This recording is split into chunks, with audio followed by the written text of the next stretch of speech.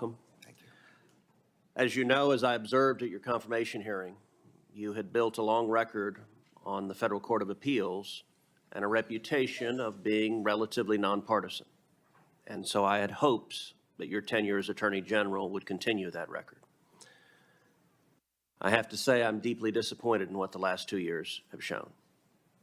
In my judgment, the Department of Justice has been politicized to the greatest extent I've ever seen in this country.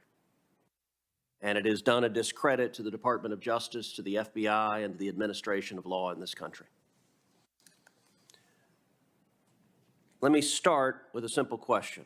General Garland, is it a federal crime to protest outside of a judge's home with the intent of influencing that judge as to a pending case? The answer to that is yes, but I also want to at least respond to your characterization of the department, which Sure. I vigorously disagree with. I believe the men and women of the department pursue their work every single day in a nonpartisan and an appropriate General way. Garland, there are thousands of men and women who do that. And I'll tell you, I hear from prosecutors at the Department of Justice. I hear from agents at the FBI who are angry that it is treated as the enforcement arm for the DNC instead of upholding the law in a fair and even-handed manner. So you are right. There are thousands of men and women that are doing the job, but it is the political leadership that you're responsible for. So you just said, yes, it's a crime to protest at the home of a judge. Same goes for jurors, by the way, with the intent of influencing a case. But in the wake of the leak of the Dobbs decision, when rioters descended on the homes of 6 Supreme Court justices, night after night after night, you did nothing. The department did nothing.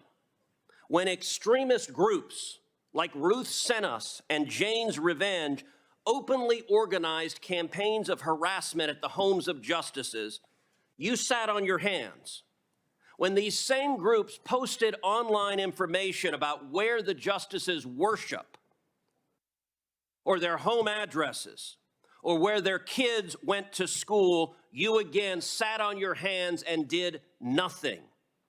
Your failure to act to protect the safety of the justices and their families was an obvious product of political bias. You agree with Roe versus Wade. You disagree with the Dobbs decision.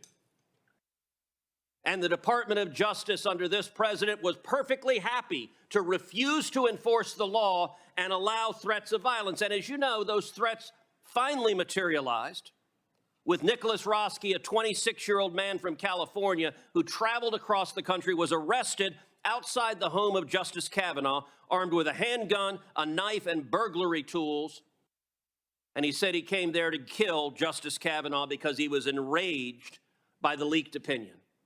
Now, of course, you're prosecuting that individual for attempted murder, but did you bring even a single case to enforce this law, or did the Department of Justice decide this law doesn't apply if it's harassing justices for an opinion we don't like?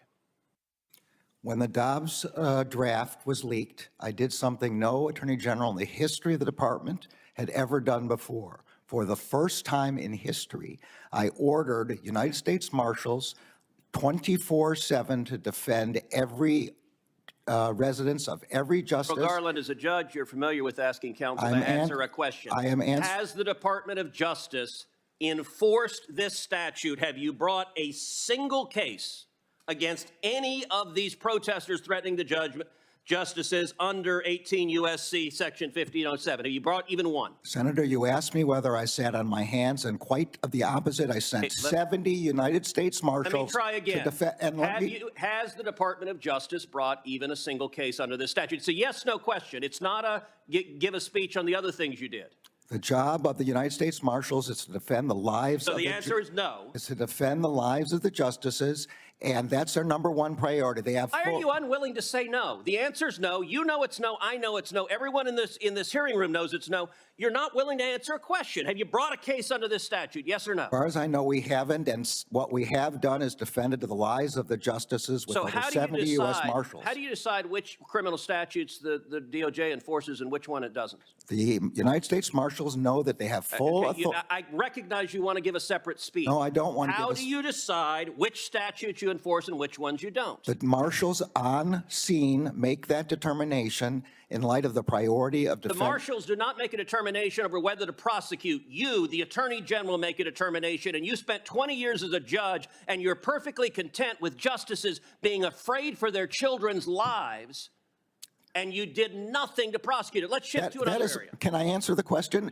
No, The you Attorney cannot. General, You have refused to answer the I am question. answering your question. The How did Attorney you General choose does not decide whether to arrest. How did you choose not to enforce this statute? The marshals on scene. Marshals don't make that decision. They do make the decision of whether to make To an arrest. prosecute someone? No, they don't. If they make Marshals do not have prosecution if they make an arrest, All right, then it goes let's to the change marshals. topics because our time is limited.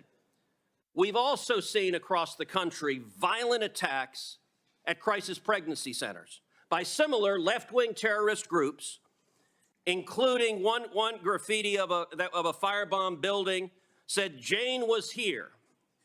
There have been attacks all over the country. And yet, the Department of Justice has not brought these violent criminals to justice. You contrast that.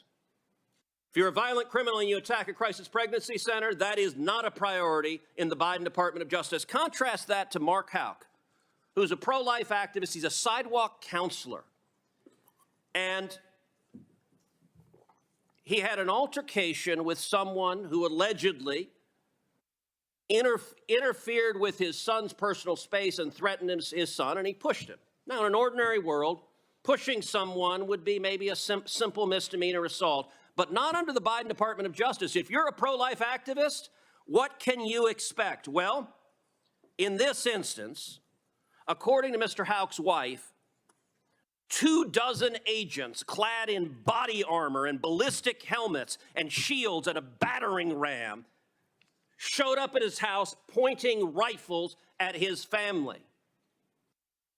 Why do you send 24 agents in body armor to arrest a sidewalk counselor who happens to be pro-life, but you don't devote resources to prosecute people who are violently firebombing crisis pregnancy It is a priority of the department to prosecute and investigate and find the people who are doing those firebombings. They are doing it at night and in secret. So, and we have found one group which we did prosecute. You found one. How many have there been? How many attacks? There have been a lot, and if you have any information specifically as to who those people are, we would be glad.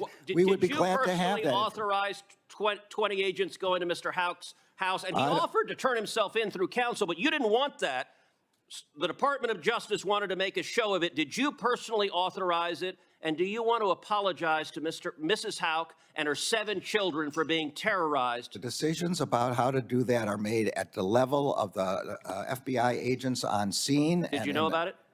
I did not know about it until the way you're describing it, and my understanding is the FBI disagrees with that description. Was it a mistake? Senator's time has expired. I'm going to allow the witness to respond to any of the questions that were asked. Was it a mistake? I'm going to chair the committee, Senator. I'm sorry you're not. You said you'd allow him to respond. I repeated the question I asked, which is, was it a mistake to send 20 agents to arrest him at the crack of dawn? You had your time and more You just said than you're going to allow him to respond. You just said, I'm going to allow him to respond to the question. So I repeated the question. Was it a mistake? You That asked was the pending questions you want to question. ask. I'll ask the questions I want. That's the question I had already asked. Well, You just said you'd let him respond. I'm going to let him respond right Good. now. Please don't interrupt him. Thank you. The decisions about how to do tactical arrests are made by the FBI agents in the field. The FBI has publicly stated that it disagrees with the description you gave of what happened in that example. That's the best I can answer. At this point, we're going to go to Senator Ossoff. Thank you, Mr. Chairman.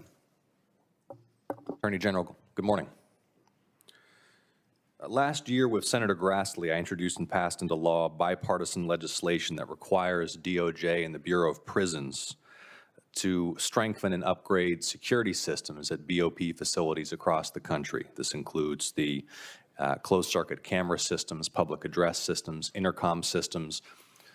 Through extensive investigation of failures at the BOP, we've identified the inadequacies of these security systems as posing a threat not just to inmates and staff, but to the broader community.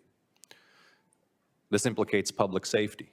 And indeed, we found that at U.S. Penitentiary Atlanta, failures of systems like this one allowed widespread criminal conduct within the facility, escapes from the facility, putting the entire southeast region